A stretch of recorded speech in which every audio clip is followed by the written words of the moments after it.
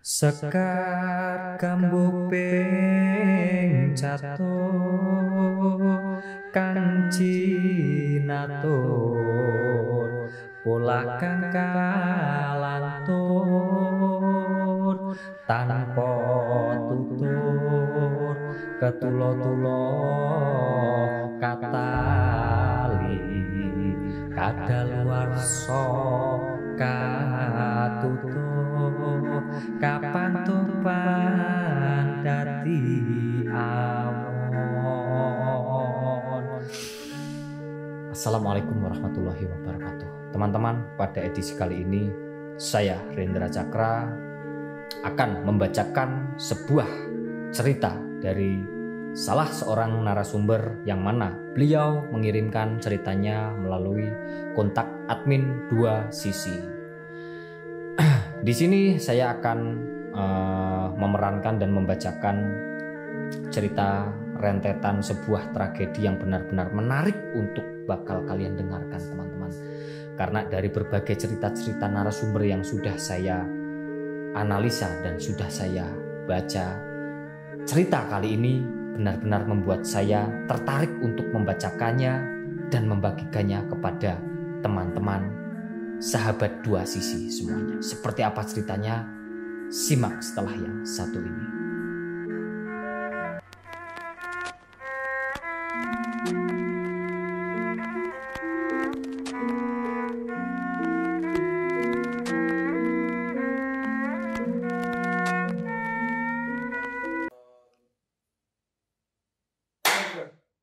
Assalamualaikum warahmatullahi wabarakatuh.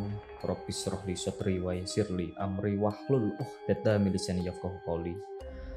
Teman-temanku di seluruh penjuru jagat Nusantara, mancanegara dan dimanapun kalian berada, tentunya teman-teman semua yang selalu penasaran akan dunia mistis, hal-hal gaib dan sesuatu yang penuh dengan misteri. Pada season atau edisi kali ini, saya Rendra Cakra akan membacakan sebuah cerita dari narasumber kita yang mana beliau mengirimkan kisahnya melalui kontak admin yang tertera ya di bawah seperti biasa, di mana beliau tidak bisa hadir di studio 2 sisi dan kita juga tidak mungkin menjangkau atau belum bisa menjangkau tempat beliau karena beliau berada di luar pulau. Terima kasih buat Mas Birta yang udah mengirimkan kisahnya di 2 sisi real. Jadi Mas Birta ini adalah salah seorang spiritual, seorang penganalisa juga. Dari sekian cerita narasumber yang mengirimkan di admin, kontak admin 2 sisi, saya tertarik dengan kisah beliau karena begitu memacu adrenalin sang pelaku yaitu Mas Birta sendiri. Juga saya yang akan membacakannya dan lebihnya adalah teman-teman semua yang nantinya akan mendengarkan. Oke, langsung saja. Jadi kisah ini saya mulai dari bagaimana beliau awal mula menjadi seorang penganalisa bangunan-bangunan yang terbengkalai, hampir sama seperti saya mungkin sebagai seorang penelusur, seorang spiritual dan juga seorang penganalisa makhluk gaib, bisa dibilang seperti itu. Tetapi Mas Birta ini lebih condong ke dia itu seorang penganalisa bangunan-bangunan, situs-situs yang terbengkalai, situs-situs yang mungkin orang-orang itu tidak memperhatikan, mengabaikan gitu. Dia itu meneliti segala sesuatu yang ada di dalam situ. Suatu ketika Birta melakukan perjalanan di salah satu lokasi yang mana lokasi tersebut terdapat suatu bangunan yang terbengkalai berada di sebuah pegunungan. Di situ beliau melakukan penelusuran bersama rekan-rekannya. Ada 6 orang. Di mana bangunan tersebut menjadi sebuah tanda tanya besar karena tidak banyak yang tahu ini bangunan bekas apa dan bangunan ini tuh terbengkalai sejak kapan. Terus kenapa bangunan ini tidak banyak orang yang tahu gitu. Jadi Mas Berta dan teman-temannya ini dan 5 temannya ini melakukan sebuah perjalanan dari kotanya menuju ke tujuan itu lumayan jauh. Bisa dibilang hampir 8 jam. Nah, perjalanan dimulai itu ketika pagi hari di mana Mas Berta sudah mempersiapkan segala sesuatu bersama teman-temannya. Bahkan ketika mau berangkat, beliau dan teman-temannya sudah sangat-sangat bersemangat untuk melihat langsung bangunan yang dinyatakan terbengkalai karena beliau itu mendapatkan informasinya dari salah seorang warga untuk ibaratnya itu untuk mendatangi dan melihat situasi yang ada karena di situ benar-benar rawan menjadi sesuatu hal yang digunakan untuk hal-hal yang negatif. Jadi Mas Berta ini adalah seperti apa ya, bisa dibilang itu seperti seseorang yang bergerak di bidang sosial gitu, sosial organisasi seperti itu.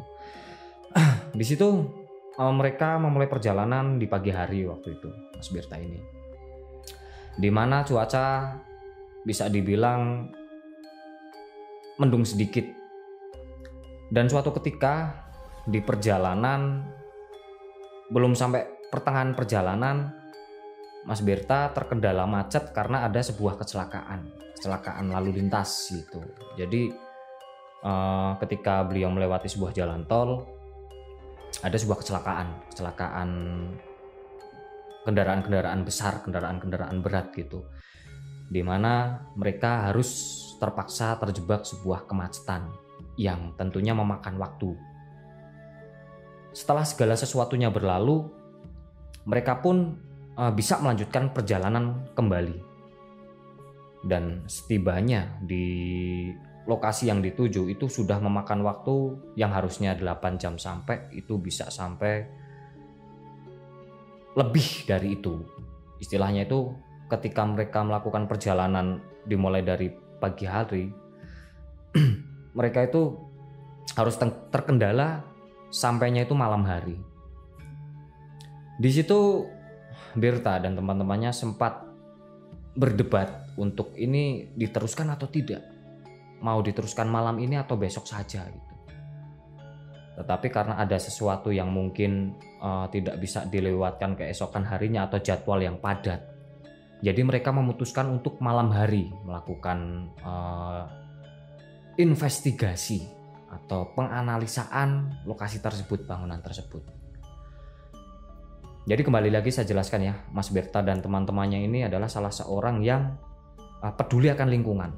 Mereka memperhatikan segala sesuatu atau gemar menganalisa bangunan-bangunan antik, kalau saya bilang itu bangunan-bangunan antik yang terbengkalai, yang di situ itu penuh dengan misteri. Ini bangunan bekas apa? Ini itu bangunan terbengkalainya sejak kapan gitu. Ketika mereka mau ibaratnya memasuki atau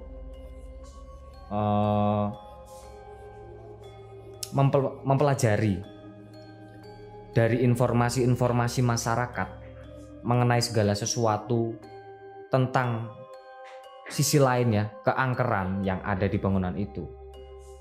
Karena Mas Berta dan teman-temannya ini juga mereka sudah mempunyai mental baja, kalau saya bilang. Mereka tidak memperdulikan itu. Seperti biasa, Mas Berta dan teman-temannya ini melakukan doa sebelum berjalan melanjutkan ke titik lokasi ini, karena lokasi ini itu berada di perbukitan yang tentunya medannya sangat terjal untuk bisa dilewati manusia. Jadi teman-teman semuanya, disinilah awal mula Mas Berta dan teman-temannya melangkahkan kaki ke lokasi tersebut. Perjalanan itu dimulai dari jam 7:30 malam. Waktu itu cuaca mendukung atau tidak hujan, dan istilahnya itu segala sesuatu udah dipersiapkan sebaik mungkin. Mas Berta ke sana diantar sama salah seorang warga situ yang memberikan ibaratnya itu arahan jalan. Ketika mereka melewati beberapa lingkup hutan, beberapa situasi alam, harus menyeberang sungai juga, mereka ibaratnya itu udah melakukan perjalanan dengan penuh semangat dan juga antisipasi, karena hutan tersebut terkenal mengenai hewan-hewan liarnya yang sangat berbahaya. Jadi bisa dibilang itu banyak sekali ular-ular yang berbisa, hewan-hewan yang mempunyai racun gitu, atau juga di situ masih banyak sekali kera-kera liar yang terkadang itu jahil sama manusia. Babi juga masih ada, karena saya kembali lagi jelaskan lokasi ini berada di luar Pulau Jawa, teman-teman. Waktu itu mereka melakukan survival itu untuk menjangkau tempat tersebut lebih dekat.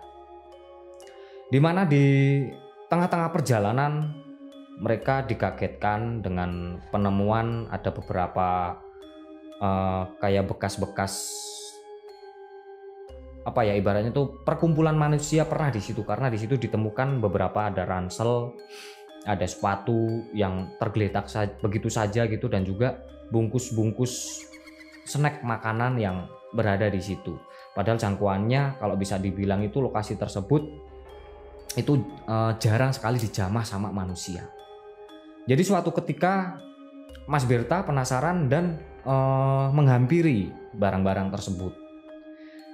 Di situ Mas Berta menyimpulkan bahwasanya barang-barang ini milik seorang wanita, karena ibaratnya itu tertulis jelas dan terlihat jelas di situ masih ada beberapa kartu identitas dan juga kayak struk-struk gitu, resi-resi yang orang ini tinggalkan gitu. Di situ ada semua. Tetapi karena mereka anggap itu adalah sebuah sampah atau mungkin orang meninggalkan itu begitu saja, mereka pun melanjutkan perjalanan itu karena untuk menghemat waktu, dan juga mereka harus segera menjangkau tujuan, tidak terlalu larut malam, teman-teman. Di sana seseorang yang mengantarkan mereka selalu bilang untuk waspada dan berhati-hati, karena tempat ini atau tempat tersebut itu notabene adalah salah satu tempat yang kita itu harus benar-benar istilahnya itu menjaga diri luar dalam. Dalam artian itu ya luarnya tentunya safety tubuh, dari segi sepatu dan perlengkapan baju semuanya itu harus safety. Yang keduanya ya tentunya jiwa kita nggak boleh kosong, nggak boleh ibaratnya ngalamun atau berucap yang jorok-jorok, namanya juga di Indonesia ya kan teman-teman, dimana mitos-mitos segala sesuatu mengenai alam gaib itu tidak pernah lepas, harus jaga sikap. Orang Jawa itu harus punya istilahnya itu, kalau orang Jawa harus punya toto kromo lah, agar kita itu selalu safety gitu. Jadi di sana pun mereka wajar-wajar saja melakukan perjalanan itu sesuai dengan mungkin SOP alam yang berlaku. Selang setelah mungkin hampir 1 jam mereka pun sampai di lokasi tujuan. Mereka begitu dikagetkan dengan wujud bangunan atau penampakan bangunan yang berdiri kokoh di tengah perbukitan yang begitu terjal, dan benar-benar ini tuh apa gitu loh. Itu benar-benar mereka tercengang, dan baru sekali itu mereka ibaratnya itu melihat bangunan di hutan tersebut atau di manapun ketika mereka melakukan penelusuran atau penganalisaan sebuah bangunan terbengkalai, baru di situ mereka benar-benar terkagetkan dan benar-benar tidak bisa mengontrol dirinya dari hawa takut atau rasa takut. Jadi Mas Berta ini mengatakan bahwasanya dirinya itu seperti langsung terpaku dan bulu kuduknya itu merinding semua. Jadi itu semuanya merinding. Tetapi teman-teman yang lain menyarankan untuk memberikan cahaya yang benar-benar terang, atau senter yang paling terang itu harus dikeluarkan, dan kita untuk memasuki tempat tersebut itu ibaratnya itu harus benar-benar terang gitu, agar kanan kirinya itu terlihat, atas bawah semuanya juga terlihat jelas gitu. Jadi ketika mereka mulai memasuki tempat tersebut, jadi yang memasuki nih teman-teman itu Mas Berta sama temannya 2 orang, yang lainnya ini nunggu di luar. Bapak yang mengantarkan ini juga teman-temannya yang lain itu nunggu di luar. Mas Ber masuk ke dalam sama seorang temannya, mulai mengecek gitu, mulai melihat ke dalam gitu. Bangunan tersebut begitu terlihat sangat misterius, begitu terlihat sangat aneh gitu. Ini bangunan Jepang atau bangunan Belanda atau bangunan sebuah suku kerajaan peninggalan waktu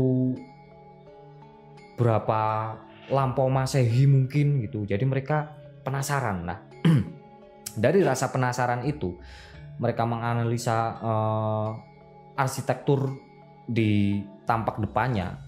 Mereka masih belum bisa menyimpulkan ini bangunan apa gitu. Sampai akhirnya mereka mencari terus ke dalam gitu, karena bangunan itu benar-benar besar, benar-benar luar biasa lah kalau saya bilang.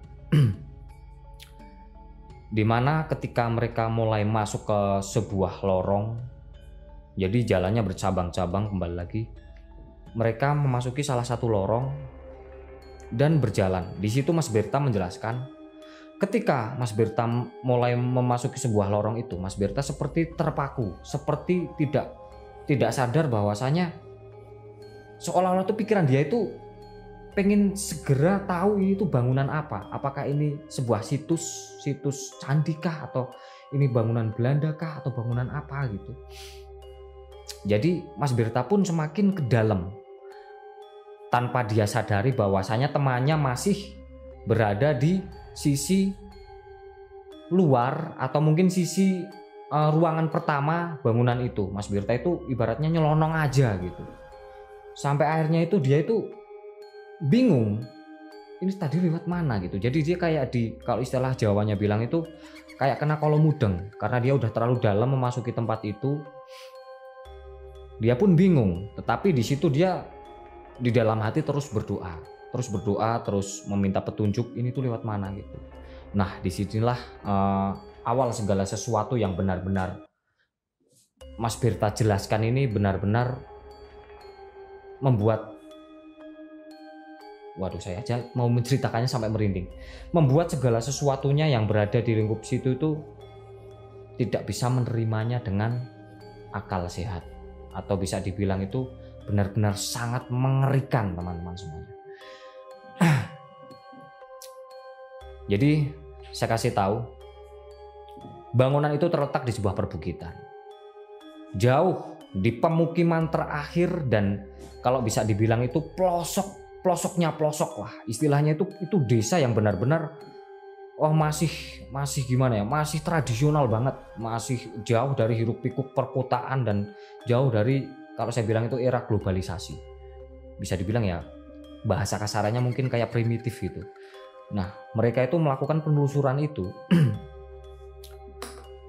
malam hari, dan langsung saja kembali ke Mas Berta. Ketika Mas Berta sudah jauh dari salah seorang rekannya ini yang ditinggalkan di ruang tengah atau ruang setelah masuk pertama gitu, di ruang pertama setelah masuk gitu, Mas Berta itu nyelonong saja, seperti terpaku. Dia itu fokus mencari, entah saya juga nggak tahu ya, yang namanya penganalisa mungkin dia mencarinya sesuai dengan porsi apa yang dia cari, atau mungkin nanti ketemunya itu gimana gitu. Tapi di sini Mas Berta menuliskan bahwasanya ketika Mas Berta semakin penasaran dengan ini tuh bangunan apa, apakah bekas candi atau bekas bangunan Belanda atau apa gitu. Jadi dia pun semakin semakin dalam memasuki lokasi tersebut. Dan ketika sudah begitu jauh kalau secara logikanya, tetapi Mas Berta menjelaskan padahal loh saya ini baru beberapa langkah maju ke depan, tetapi ketika saya nengok belakang, saya sudah tidak bisa melihat atau saya tidak melihat teman saya yang tadi bareng sama saya di belakang saya tersebut. Dan saya dikagetkan dengan ketika saya menyorot ke belakang, itu lorongnya itu panjang, itu seperti berkilo-kilometer. Di situ saya langsung kaget, saya langsung panik, tetapi saya berusaha menenangkan diri dengan berdoa. Nah, ini teman-teman. Teror mulai dirasakan oleh Mas Birta. Jadi, ketika dia seorang diri di tempat tersebut, dia mendengar sesuatu yang gaduh, sesuatu entah seperti pembicaraan, entah seperti suara orang berbicara, entah seperti suara aungan atau suara alam yang begitu ramai gitu. Kalau kalian tahu hutan malam hari dengan berbagai hiruk pikuk suara hewan-hewan yang ada di tengahnya, nah seperti itu. Jadi dia tuh bingung, ini suara apaan gitu. Seperti suara gemuruh, suara apa ya, angin itu. Angin juga kalau gemuruh itu bunyi gitu. Dia itu semakin tertekan dengan suara-suara yang selalu ada. Tetapi anehnya, dia menuliskan, tetapi anehnya saya itu seolah-olah mengabaikan suara-suara itu. Saya masih terus mencari ibaratnya itu relief. Dia mengatakan relief karena dia bisa menyimpulkan dari segi relief yang ada di bangunan itu. Dan disitulah dia bisa menyimpulkan nantinya ini bangunan berarti oh bekas ini gitu. Di situ dia tidak menemukan suatu relief atau apapun. Nah, ketika itu Mas Birta ini sudah semakin ibaratnya itu tertekan dengan berbagai ancaman-ancaman dari segala sesuatu yang susah dilogika itu tadi, mengenai suara-suara yang selalu ada gitu. Tetapi di secara akal logikanya Mas Birta itu selalu menyimpulkan, wah mungkin ini suara alam lah, udah biarin aja gitu. Karena Mas Birta sendiri ini adalah seseorang yang mempunyai pembawaan yang tenang. Dia tuliskan sendiri karena dia ibaratnya itu jawaban dari teman-temannya, bahwasanya teman-teman saya itu bilang saya orang yang paling mempunyai pembawaan yang tenang, atau mungkin pengendali situasi ketika sedang terjadi sesuatu yang sekiranya membuat kepanikan atau apa gitu, istilahnya yang nemu ini gitu, yang ibaratnya yang mengayomi lah tim mereka itu Mas Birta ini. Saat Mas Birta sedang duduk dengan rasa kebingungan, jadi itu kembali lagi seperti yang selalu saya jelaskan, kesirep istilahnya. Saat dia sedang duduk kebingungan, berusaha mau keluar tetapi kayak ragu, kayak pengen melanjutkan gitu, di pikirannya Mas Birta ini, Mas Birta tuliskan, wah nanti paling teman-teman saya juga nyampe gitu, atau nanti dia teman-temannya bakal mendatangi gitu kan. Jadi dia masih fokus karena bangunan itu benar-benar Mas Birta bilang dia baru pertama kali melihat dan mendatangi tempat seperti ini gitu. Jadi ada rasa yang bercampur aduk di hatinya. Nah, waktu itu ketika beliau sedang duduk sambil nyalain rokok, temannya yang tadi ketinggalan itu datang. Jadi di pandangan dia itu dia melihat, nah kan temannya datang gitu, seorang yang tadi tertinggal. Ketika dia tanya gimana, jadi dia itu pikirannya itu atau mungkin perkataannya nggak menjuru ke sesuatu yang mengerikan. Jadi dia langsung tanya, gimana? Ini bangunan apa ya gitu, istilahnya. Ini tuh bangunan apa? Kamu penasaran gak sih gitu? Temennya itu cuma ngeliatin aja gitu, cuma ngeliatin saja, cuma ibaratnya itu memberi senyuman sinis. Jadi istilahnya tuh itu. Dia tuh cuma tertawa seperti itu, tulis Mas Birta. Di situ Mas Birta pun ibaratnya balikin bercandain gitu loh. Ya udah kita lanjut. Setelah mereka berbincang, tetapi temannya selalu memberi senyuman sinis dan ditulis Mas Birta, dia tidak mengucap suatu kalimat atau perkataan, hanya senyuman-senyuman saja yang keluar atau yang mengekspresikan wajah dia gitu. Di situ pun Mas Berta langsung balik badan, mengajak temannya tersebut untuk melanjutkan, ayo kita coba masuk lebih dalam lagi gitu. Karena di situ ada lorong yang menuju ke bawah tanah gitu teman-teman. Nah, ketika Mas Berta bercerita, dia itu seolah-olah seperti mendapat gambaran bahwasanya itu ini bangunan ini sebenarnya bangunan ini, itu bangunan. Dia ceritakan itu bangunan yang sesuai porsi pengetahuan dia, ibaratnya mengira-ira gitu. Tetapi di belakangnya Mas Berta ini, dia itu belum menjawab atau belum mengucapkan suatu kalimat, hanya senyuman-senyuman sini seperti tadi itu. Nah, ketika itu Mas Berta pun jengkel ya kan, jengkel, ibaratnya dia menoleh ke belakang. Ketika dia menoleh ke belakang itu benar-benar dikagetkan dengan sesuatu yang tidak semestinya. Dalam artian itu, ketika dia noleh ke belakang itu udah nggak ada siapa-siapa lagi. Jadi dari tadi itu saya ngomong sendiri, tapi jadi dia semakin bingung gitu loh. Di situ pun dia ibaratnya logikanya semakin teracuni sama segala sesuatu. Mungkin energi, kalau saya simpulkan ya, bisa jadi, atau saya pastikan itu energi yang ada di situ yang berusaha memberi hasutan-hasutan atau memanipulasi otak Mas Berta tersebut untuk memberi sebuah tekanan dan nantinya bisa membuat celaka diri Mas Berta itu sendiri gitu loh. Jadi di situ Mas Berta mulai panik. Nah, disitulah Mas Berta mulai panik karena Mas Berta sendiri ketika dia sedang rokok sambil duduk santai gitu, karena dia rasa ya sambil nunggu temannya yang lain gitu nyusul Mas Berta tersebut. Ketika dia ngerokok itu jelas semata-mata gitu loh, semata-mata dia melihat bahwasanya temannya yang tadi bareng masuk berdua tempat itu tuh udah datang, udah berpapasan, udah tatap muka. Ibaratnya temannya juga memberikan senyuman, tetapi senyumannya itu sinis gitu loh, senyuman yang gitu aja. Nah, di situ Mas Berta mulai berpikiran atau memikirkan sesuatu yang tidak-tidak. Dan ketika Mas Berta mulai panik, pundak Mas Berta ditepuk dari belakang. Istilahnya itu dari depan. Karena tadi ketika Mas Berta agak jengkel terus dia noleh ke belakang,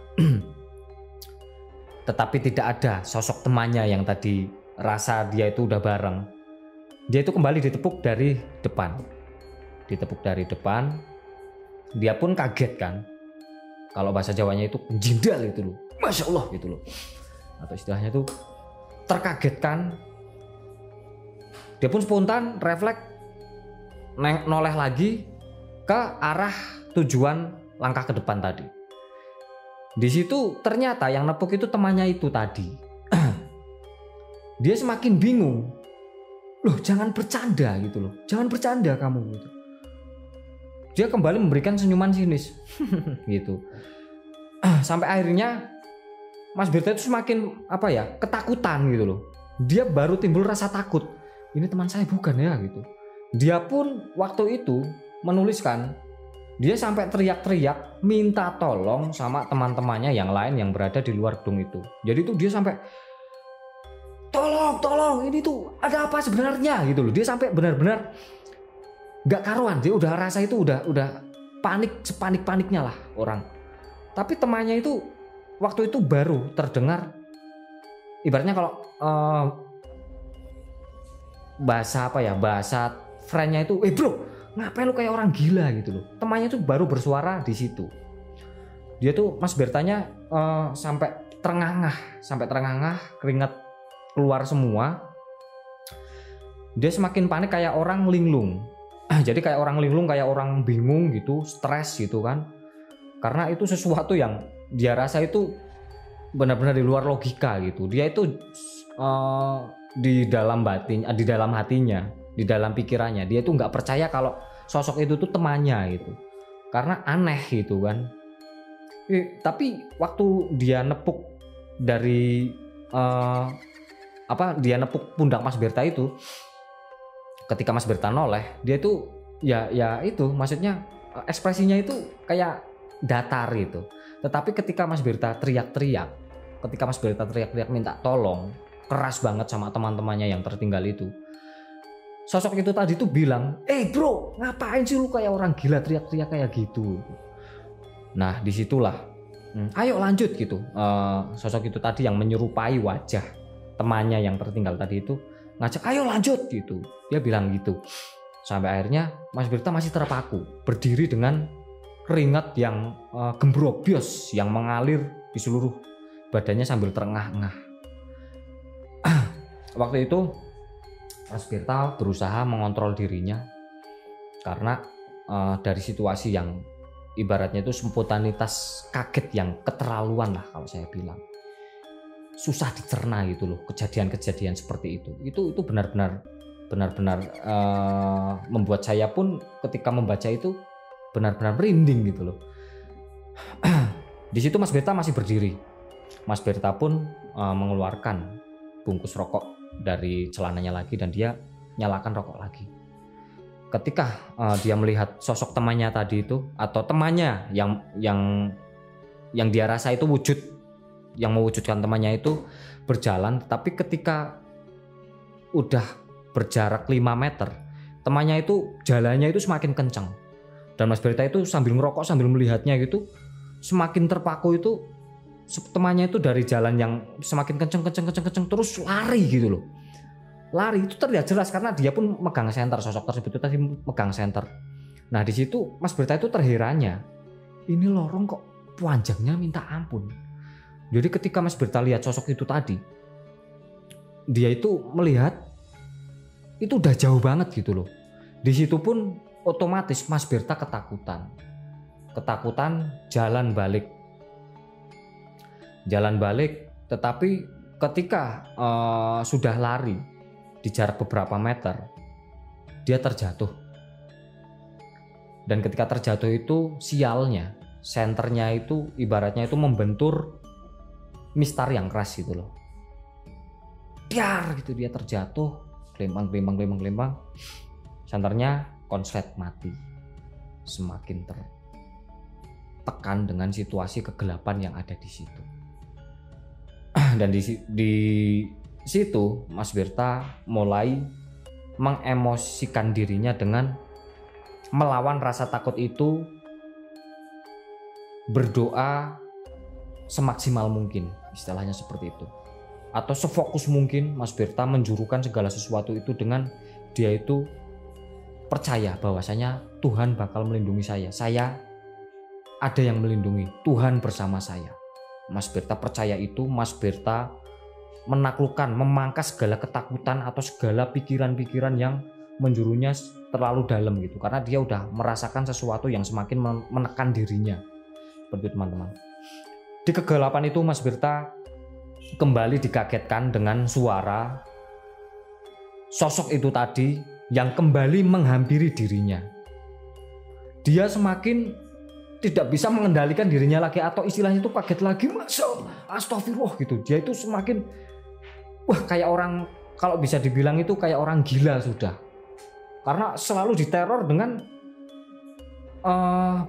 sosok tersebut gitu loh. Jadi sosok itu tadi yang udah lari, tetapi Mas Berta itu melihatnya itu lari udah jauh banget. Itu lorong gini, lorong panjang. Dia itu jalan cepat terus lari gitu, karena ini sosok ini bawa senter yang terang itu kan kelihatan otomatis kanan kirinya, atasnya, bawahnya itu seperti cahaya yang itu. Jadi di situ Mas Berta ketakutan, tetapi ketika Mas Berta dihimpit kegelapan, Mas Berta benar-benar sudah tidak bisa apa-apa lagi, hanya bisa teriak-teriak minta tolong dan selalu berdoa. Itu sosok itu tadi mendekat lagi ke arah si Mas Berta ini. Jadi dia tidak ada kata-kata, Mas Berta pun ketakutan gitu. Ketakutan sambil jangan sakiti saya. Jangan ganggu saya. Dia udah sadar bahwasanya itu sosok bukan semestinya gitu loh. Nah, waktu itu sosok tersebut ini sesuatu memang benar-benar susah di logika, teman-teman. Kenapa saya tertarik dan benar-benar suka dengan kisah Mas Berta ini, karena ini benar-benar sesuatu yang beda. Jadi ketika Mas Berta sudah ketakutan, sosok tersebut memberikan senter kepada Mas Berta dengan muka yang ibaratnya itu datar lah, istilahnya gampangnya itu datar, tetapi sambil memberikan senyum sinis gitu. Diberikanlah Mas Berta ini senter lagi gitu. Tapi sosok tersebut itu masih selalu untuk mengajak Mas Berta mengikutinya gitu. Di situ Mas Berta mulai menghindar atau tidak mau. Ketika tidak mau, sosok tersebut pun hanya memberikan isyarat menggunakan tangannya, ya sudah balik gitu loh, ibaratnya ya sudah balik sana gitu. Ketika Mas Berta balik dengan membawa senter itu tadi yang sosok tersebut berikan, dia pun ragu untuk menoleh ke belakang gitu. Dia fokus dengan jalan kencang gitu ya, jalannya kencang mencari sebuah lorong-lorong yang sekiranya itu tepat di mana tadi dia masuk gitu, sambil dia itu teriak-teriak minta tolong sama teman-temannya. Waktu itu refleks Mas Berta langsung noleh ke belakang gitu. Ketika noleh ke belakang, dia melihat ada, kalau dia jelaskan itu ditulisannya ribuan, katanya ribuan sosok yang menyerupai temannya itu tadi, dengan muka yang benar-benar marah gitu loh, melotot gitu. Di situ Mas Berta semakin tertekan dan dia pun lari. Nah, ketika lari ini Mas Berta terjatuh kembali karena jalannya yang begitu, kalau saya bilang itu banyak lorong, kayak di sini saya seperti menyimpulkan ini seperti benteng Belanda tetapi begitu luas besar gitu loh. Nah, dia tuh terjatuh, tersandung, terus terjatuh, kepalanya membentur. Ketika membentur itu, Mas Berta menuliskan dia pingsan. Nah, ketika pingsan itu, dia itu ngerasa seperti masuk atau bermimpi lah istilahnya. Itu ketika pingsan, sukmanya dia itu mungkin keluar, terus dia itu dituliskan, saya itu bermimpi sama seperti kejadian tadi. Jadi ketika saya melihat ribuan sosok teman saya itu yang benar-benar tidak terhitung, ketika saya sorotin gini dengan mata yang melotot dan raut muka yang marah gitu kan. Di mimpi itu konyol, dia tuh tulis di mimpi itu konyol. Jadi saya memberanikan diri untuk mendekati sosok tersebut. Maunya apa kamu gitu? Tolong antarkan saya kembali ke teman-teman saya, dia bilang gitu. Tetapi di mimpi tersebut, di mimpi kondisi Mas Berta pingsan ini ya, sosok tersebut berbicara, kamu itu dari tadi tak suruh ikut saya, kenapa susah banget gitu. Jadi Mas Berta sempat debat gitu. Lah maunya kamu apa gitu? Saya loh kesini bareng sama teman-teman saya. Kenapa cuma saya yang ibaratnya itu diberikan situasi seperti ini? Dan teman-teman saya itu di mana? Saya ini juga ini sedang kenapa? Saya di mana juga ini? Ini sebenarnya tempat apa gitu? Mas Berta itu sampai ibaratnya emosinya itu keluar gitu. Emosi takut, marah dan semuanya bercampur aduk. Di situ pun sosok itu pun terakhir ibaratnya ngeyel.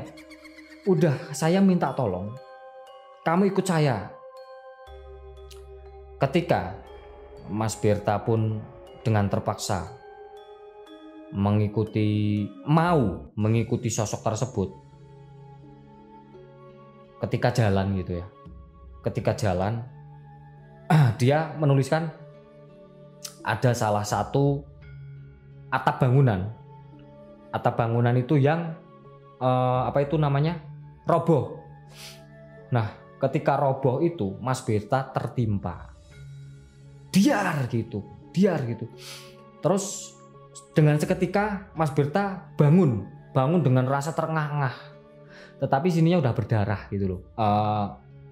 dia memberitahukan bahwasanya keningnya udah berdarah, kepalanya udah berdarah, bocor, istilahnya bocor teman-teman. Karena benar-benar dalam realitanya atau dalam kenyataannya itu dia benar-benar mungkin karena benturan tadi ya, ketika dia jatuh bentur tembok gitu, dia terbangun dengan situasi yang semakin terengah-engah gitu. Tetapi di situ dia seperti mendapatkan suatu power, suatu kekuatan atau suatu keberanian untuk terus maju ke lokasi yang sekiranya sosok itu tadi sudah beritahukan. Nah, ketika dia udah memberanikan diri, dalam artian itu dia tuh udah pasrah. Saya meninggal ya udahlah, meninggal di sini. Saya udah terlanjur terjebak di situasi ini, situasi yang gila ini. Ibaratnya tuh dia udah sadar, mungkin saya udah masuk alam lain gitu. Jadi Mas Berta itu udah ngerasa dia udah masuk alam lain. Nah, ketika beberapa meter dia maju, dia itu mencium bau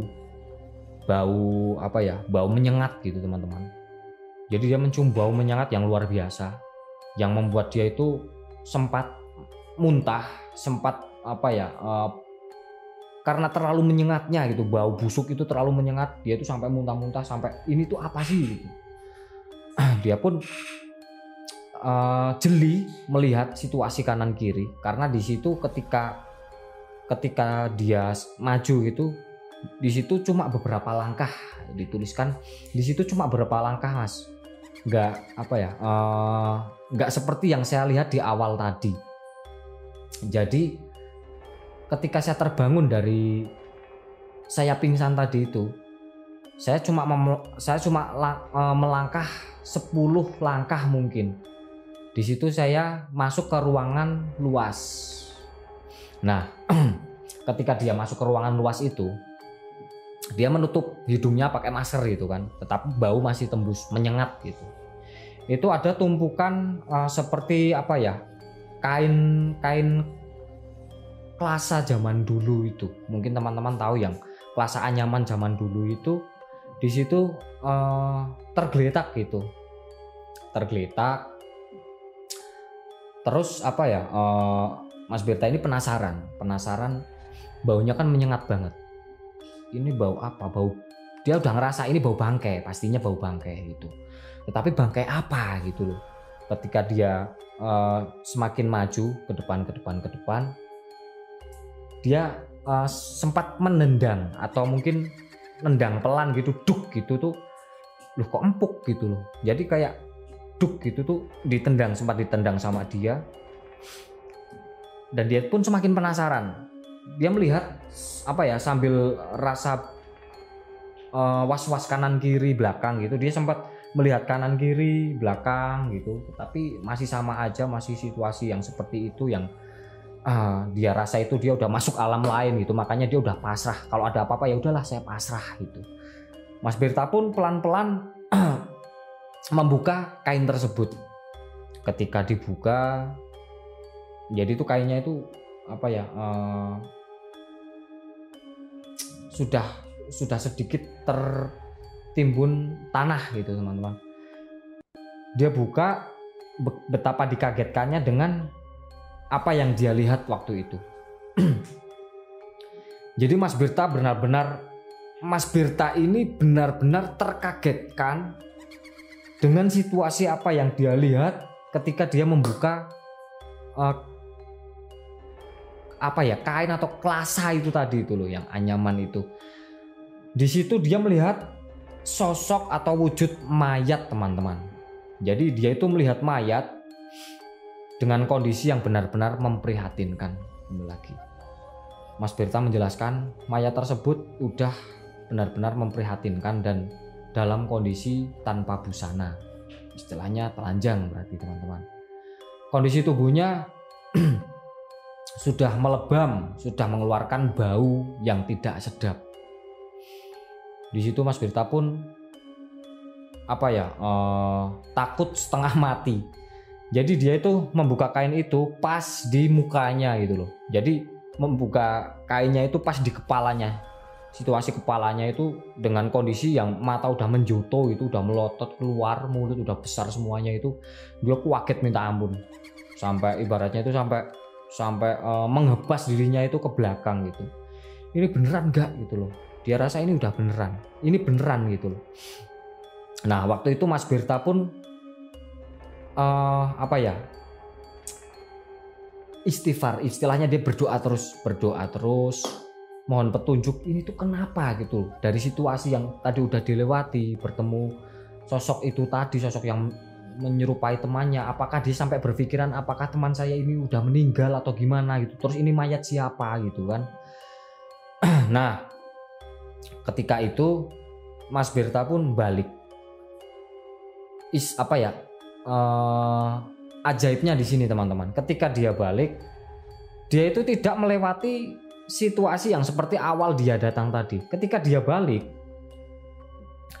dia itu mudah banget lah, istilahnya tuh cuma beberapa langkah lewat lorong, terus belokan lagi, dia ingat dia belok kanan, lewatin lorong, terus ingat oh ini jalan tadi masuk, jadi nggak ada halangan sama sekali. Nah disitulah Mas Berta awal mula bertemu dengan sosok yang mewujudkan temannya tadi. Jadi ini agak gimana ya, agak membuat teman-temannya yang di situ, ini tulis Mas Berta, membuat teman-temannya yang di situ ngerasa Mas Berta itu udah kayak orang gila gitu di situ. Jadi ketika bertemu sama temannya yang real ini, yang tadi sosok tersebut mewujudkan dirinya menyerupai sosok temannya ini, Mas Berta ketika sudah nyampe luar, dia kaget lagi, terus ibaratnya ngomong keras gitulah, ngomong keras. Justru teman-temannya itu yang semakin kaget, ini si Berta ini kenapa gitu loh, kok kayak gitu, ini kok situasinya sama kayak tadi, itu di pikiran Mas Berta. Jadi dia itu seperti orang panik, semakin panik gitu kan, ini aku harus kenapa lagi gitu. Sampai akhirnya dia itu cuma hanya bisa duduk terpaku sambil ibaratnya itu sambil gini, sambil teriak-teriak gitu, ampun ya Allah tolong saya ya Allah, sambil berdoa terus. Teman-temannya terus menyadarkan, sampai akhirnya itu dia ngeh itu tadi ada salah satu tokoh warga gitu yang mengantarkan, terus sambil bilang mas istighfar. Di situ dia sampai mendengarkan suara teman-temannya yang tadi bersamanya gitu loh. Jadi itu dia baru sadar, dia itu kayak orang linglung lah istilahnya, pertama itu gitu. Nah disitulah Mas Berta mulai istighfar, dan ini beneran kamu kan, ya beneran lah, ini coba tampar saya atau gimana gitu dia. Jadi dia melakukan apapun yang dilakukan untuk membuat rasa kepercayaan antara mereka gitu loh. Karena benar-benar apa yang tadi udah dialami Mas Berta ini benar-benar luar biasa kalau saya bilang. Jadi ketika itu Mas Berta menceritakan sama teman-temannya, jadi tadi tuh aku gini seperti yang tadi udah dilewati itu. Tetapi malah justru teman-temannya itu menanggapinya santai teman-teman. Nah disitulah yang membuat si Mas Berta ini jadi sadar gitu loh.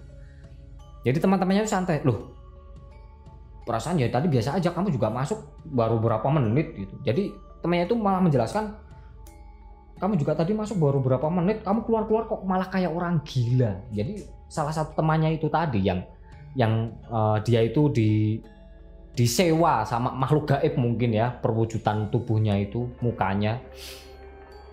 Dia tuh bilang, tadi kamu tuh masuk cuma berapa menit, kamu dapat apa gitu. Ini kita udah mendapatkan itu, kita udah bisa menyimpulkan. Tapi Mas Berta ini masih kebingungan.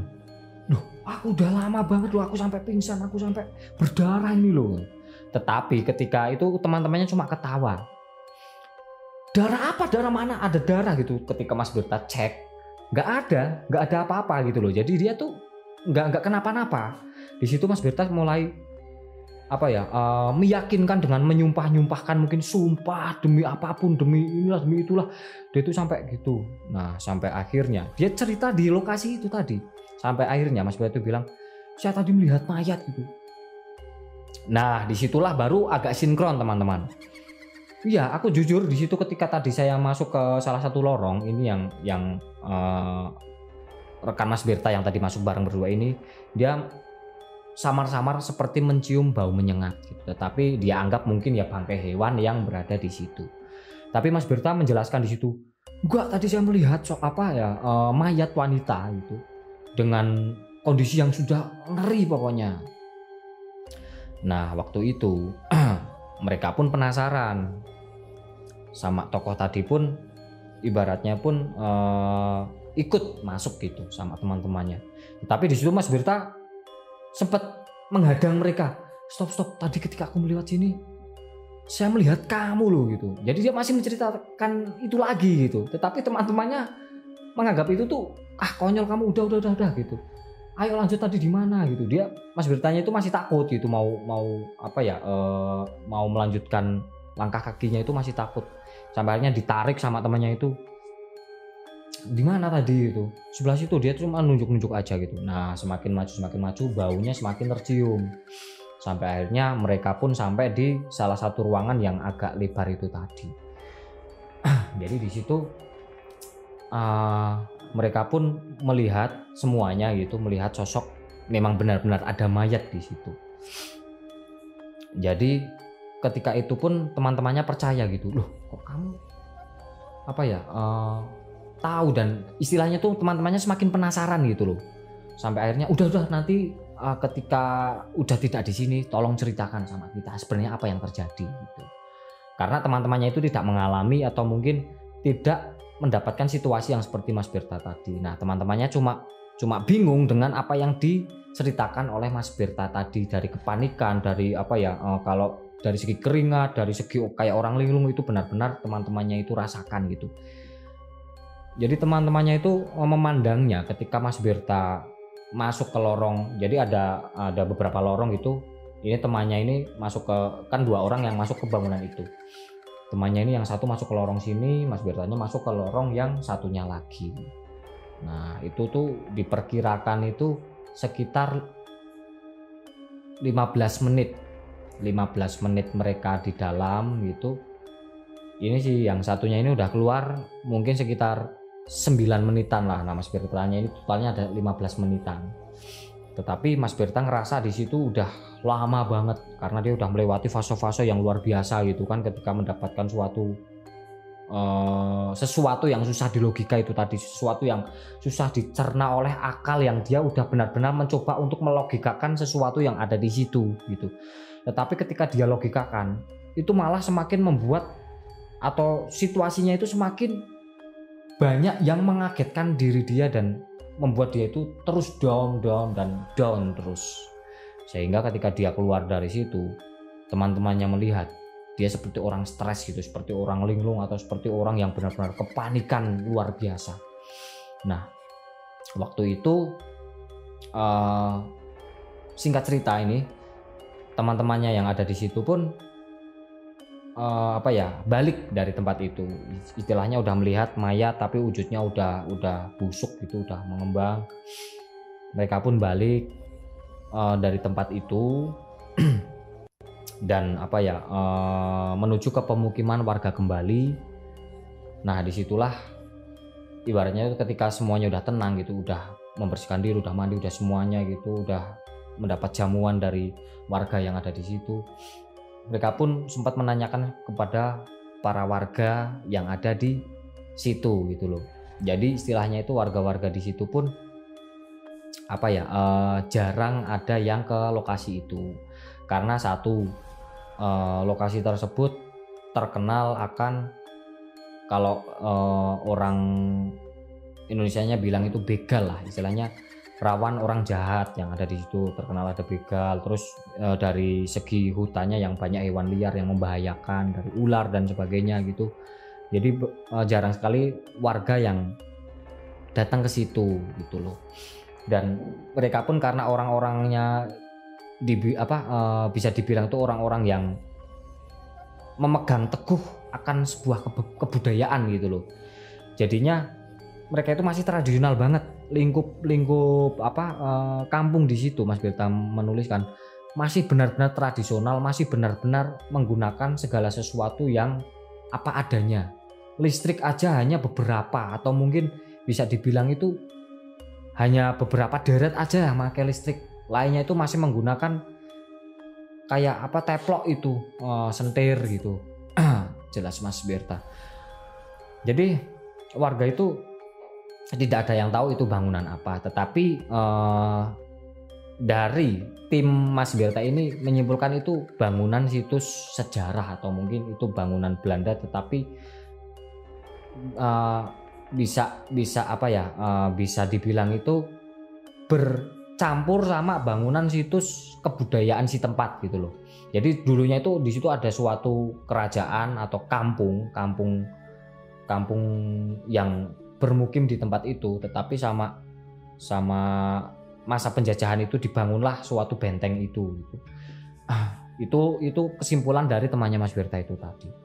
Disitulah mereka mulai bercerita atau mungkin bertukar cerita dari apa yang tadi udah dilewati gitu. Jadi Mas Berta di situ udah menceritakan banyak dari segi apa yang tadi dia alami gitu. Teman-temannya pun percaya dengan apa yang dia jelaskan, karena segala sesuatunya itu ya memang benar-benar tidak bisa kita menyimpulkan kamu itu mengada-ada atau gimana, karena mereka pun percaya bahwasanya alam lain itu ada gitu loh. Dan ditambah para tokoh-tokoh setempat yang waktu kala itu juga ikut berkumpul dan mendengarkan, mereka pun sedikit kata atau sedikit respon pembicaraan pun berbicara mengenai kesakralan yang ada di situ gitu. Jadi apa yang dialami Mas Berta itu, kalau di Jawa bilang ya seperti istilahnya itu kolo mudeng. Dia itu sempat masuk ke alam lain. Mas Berta menuliskan atau memastikan dia sempat masuk ke alam lain, dan dia itu intinya dia itu diberi petunjuk bahwasanya di situ ada mayat. Tetapi kasihannya mayat itu ibaratnya itu berhari-hari tidak ada yang menemukan, dan jauh sebelum itu udah ada beberapa mayat yang meninggal di situ dari korban kejahatan itu sendiri.